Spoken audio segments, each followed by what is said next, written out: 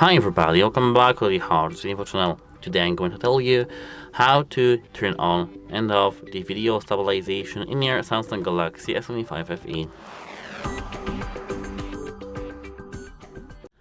At first, open the camera application and go to video. Tap these three squares over here, and this is the video stabilization. As you can see, super steady on and off. Set it to this white one, to this off. Then tap this gear icon, and here tap video stabilization and set it to off. Here, if you tap advanced video options, here we don't have the further options, so this is only the one here. And that's it. Hope it helps you, and have a nice day.